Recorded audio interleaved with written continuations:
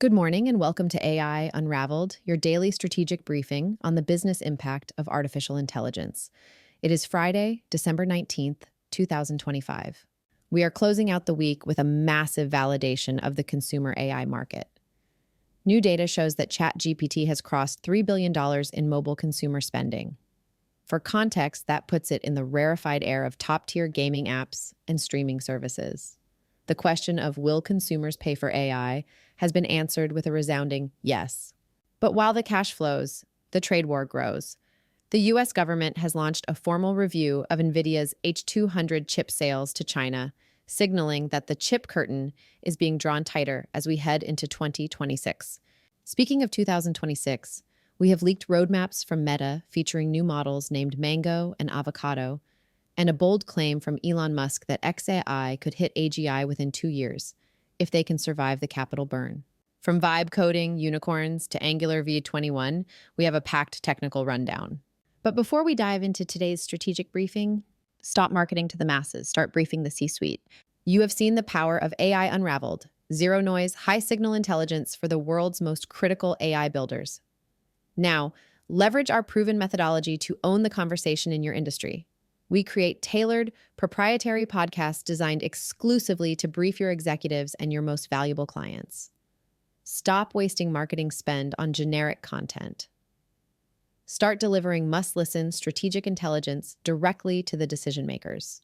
Ready to define your domain? Secure your strategic podcast consultation now at the link in our show notes. This podcast is created and produced by Etienne Newman, senior software engineer and passionate soccer dad from Canada. Let's unravel the headlines. Welcome to the deep dive. Today we are unpacking a really chaotic but thrilling moment in tech history, December 2025. Right. This is the moment when the AI industry, definitively stopped talking about potential and started delivering on three very different, very high-stakes battlefronts. We're talking monetization speed, massive corporate shifts, and of course, geopolitics. Exactly. We've looked through your stack of sources on this, and what just jumps out is the sheer acceleration. We are moving from promises to, actual revenue, from research papers to global policy. So our mission today is to give you a complete shortcut to understanding this whole transformation. Yeah. We're going to cover the stunning commercial success of consumer AI, the fundamental strategic reboot inside a major player like Meta, which, includes a high-profile talent raid and a super ambitious new model roadmap. And then the crucial geopolitical challenges, things like the U.S. government's huge Genesis mission and the ongoing war over digital authenticity. The objective is simple: to grasp how quickly AI became integrated into statecraft, massive enterprise strategy, and even physical reality, all within a few compressed months. It's the moment the AI arms race just went vertical, and we need to understand the architecture of that climb. Okay, let's start with the money. We have to unpack this $3 billion bombshell. Right. We're talking about OpenAI's ChatGPT mobile app hitting $3 billion in global consumer spending. That number is staggering on its own. But the truly significant finding here is the velocity, the sheer speed. Yeah. The pace of monetization completely rewrites the benchmark for consumer tech. ChatGPT reached that $3 billion milestone in just 31 months. 31 months since its iOS launch back in May of 2023. Right.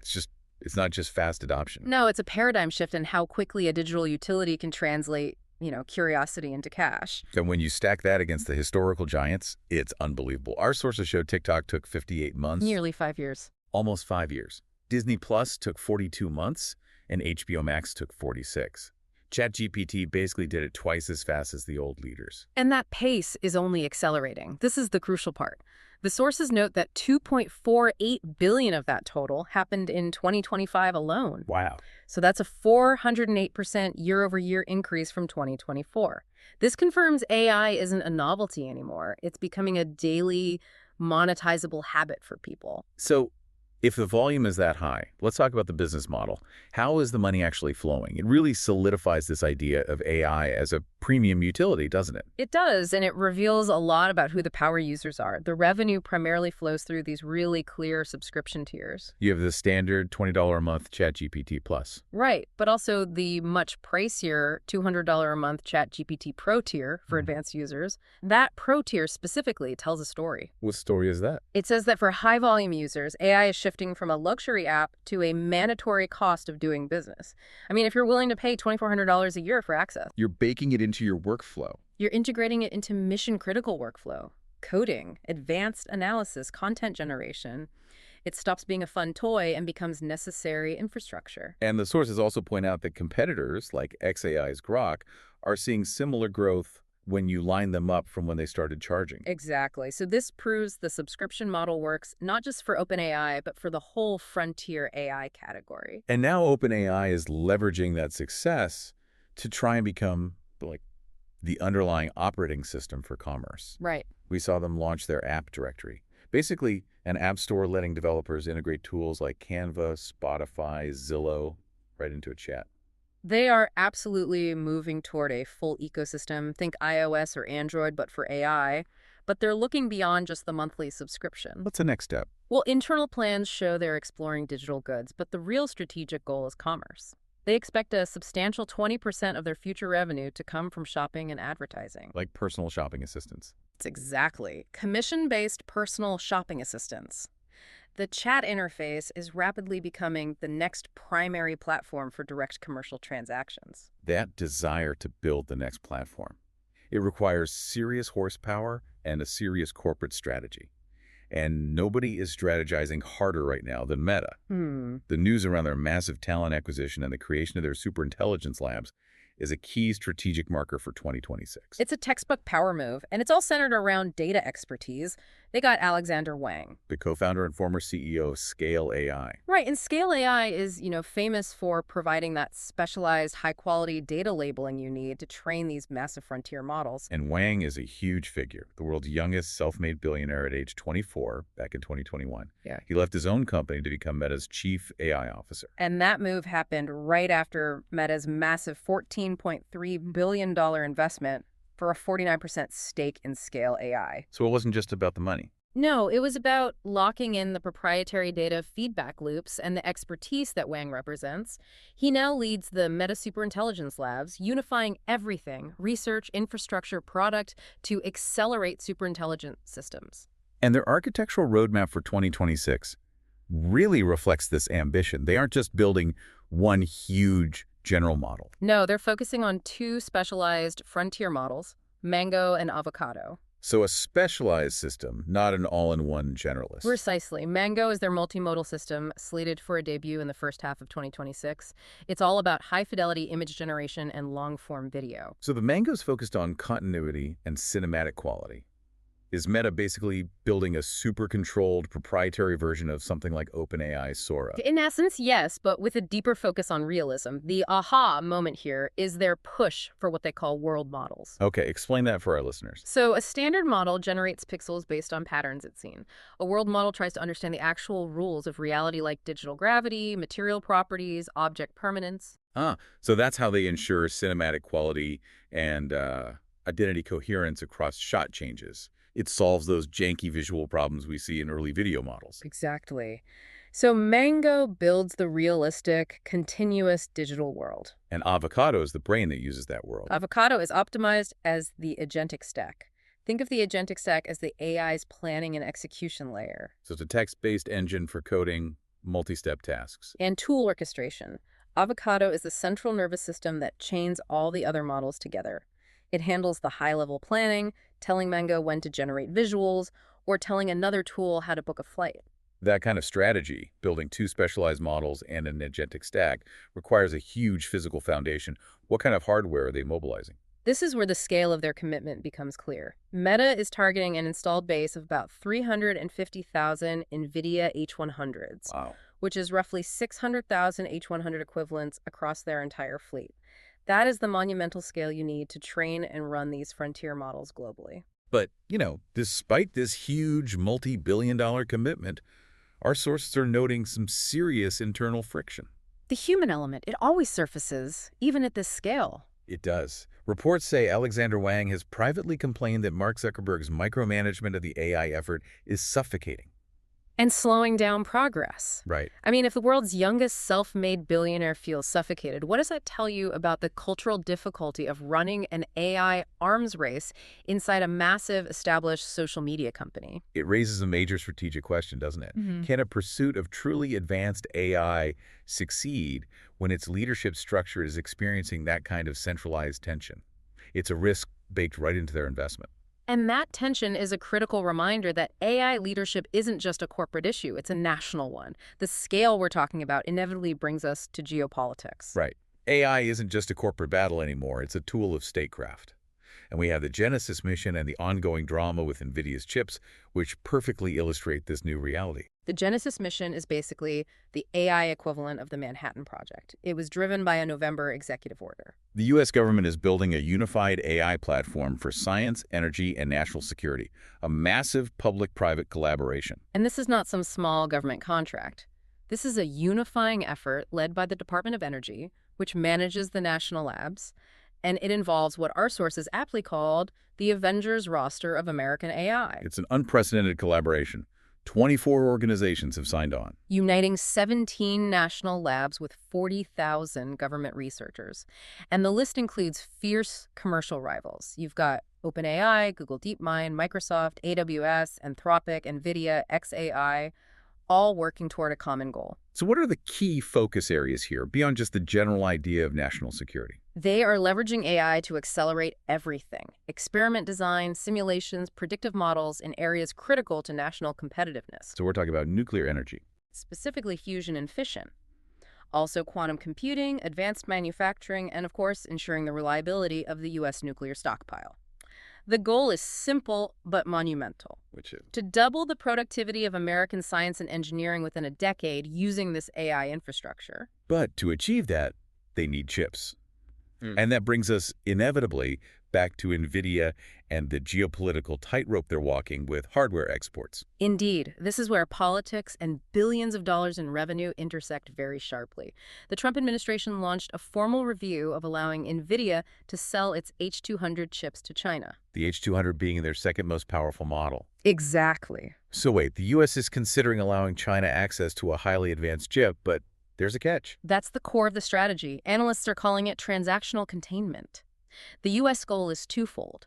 Maintain control over the tech while also generating revenue and keeping China reliant on U.S. chips. So they don't invest as heavily in building their own semiconductor industry. Right. The argument is, if we offer them the H200, which is incredibly powerful, like 6 times more potent than previously restricted models, it reduces the incentive for Chinese firms to spend billions trying to catch up. It slows their indigenous growth by offering a powerful yet still restricted alternative. And the financial lever that makes it all transactional is a proposed 25% fee paid directly to the U.S. government on all H200 sales into China. That is a massive potential revenue stream that completely reshapes the geopolitical calculus. What are the projections if this goes through?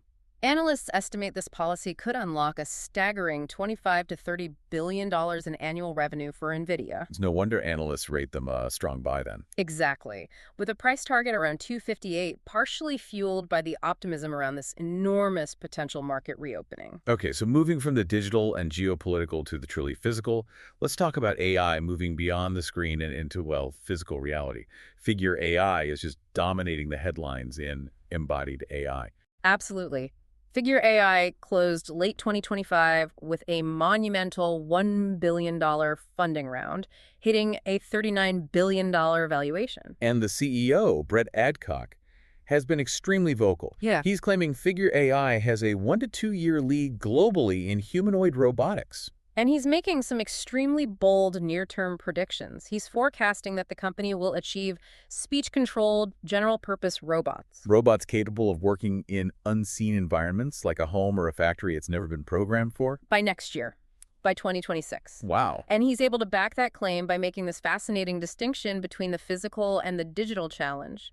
Adcock says the hardware, the actuators and motors are already capable of operating at more than 5 times their current speed. So the bottleneck is the software. Purely the software, specifically their Helix neural network, which he says is holding them back from surpassing human speeds. And this isn't just some lab demo either. They've been running robots on the BMW X3 body shop production line. 10 hours a day for 5 months. That's serious extended industrial testing, not just a slick demonstration video. It really highlights the speed and the competitive pressure in this sector. And the sector is getting highly dramatic. Adcock generated headlines with these public allegations that a competitor, UBTech Robotics, their mass production videos were CGI and fake robots. Oof. Yeah.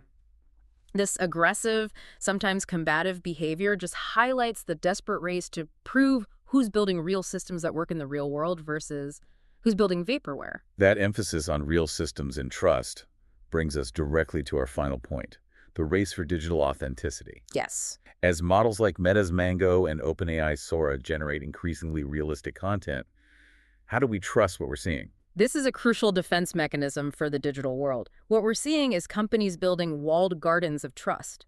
For example, Google's Gemini chatbot can now detect whether an uploaded video was generated using Google's own AI tool. That VO or Nano Banana Pro. Right. So how does that detection work without relying on metadata that you can just, easily strip out? It relies on their proprietary Synthety watermark. It's an imperceptible, unique digital signature embedded directly into both the audio and the visual data when the content is generated. So you can upload a video and just ask Gemini, was this AI? And it will look for that mark. It can even specify if the watermark was only found in the audio or the video data within certain timestamps. But the critical limitation is that it can't detect content created by rivals, right? Like Sora or Mango. Exactly. If you use a Google tool, Google can verify it. If you use a competitor's tool, they can't. That is the danger of the walled garden. We have companies trying to solve the authenticity problem, but only for their own backyard. This is why so many companies are pushing for universal standards, like C2PA metadata. So wait, C2PA isn't just a watermark. It's fundamentally different from Synthety because it's a metadata standard. Why is that better? Because it creates a digital receipt.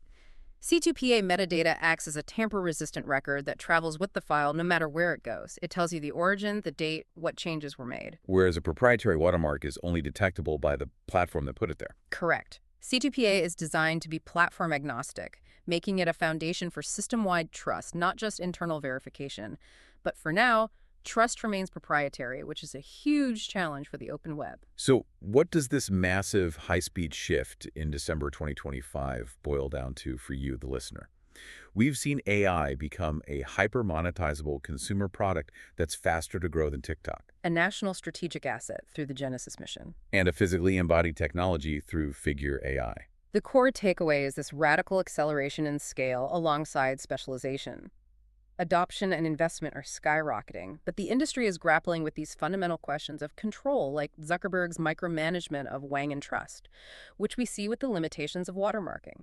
AI is now vital infrastructure, but the rules of engagement, both corporate and geopolitical, are still being written in real time. Right.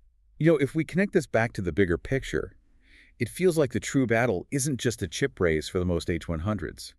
It's the battle for the agentic operating system.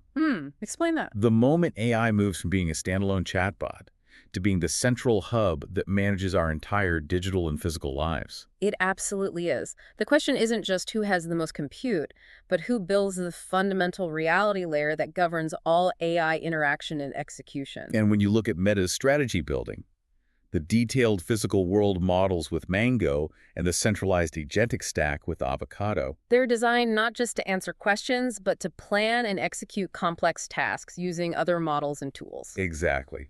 So what does it mean for you if the new digital reality where AI agents manage your commerce, your information, and eventually control the humanoids in your factory or home is owned by the one company that wins the agentic OS war?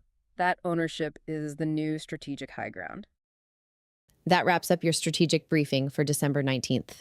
The signal for today is validation. Validation for OpenAI, with $3 billion in mobile spend proving the business model. Validation for the no-code/vibe code movement, with Lovable hitting a $6.6 billion valuation. And validation for the open ecosystem, with Mistral's OCR 3 and Angular V21, giving developers powerful new tools to build independent of the giants. A quick note for my technical listeners. Take a look at GPT-5.2-Codex. If the reports on its cybersecurity capabilities are true, this might be the patch we need for the lazy AI code generation we discussed yesterday. Before you head into the weekend, stop marketing to the masses. Start briefing the C-suite. If you want to position your brand as the authority in 2026, let's build something together. Secure your strategic podcast consultation at the link in our show notes. This podcast is created and produced by Etienne Newman, senior software engineer and passionate soccer dad from Canada.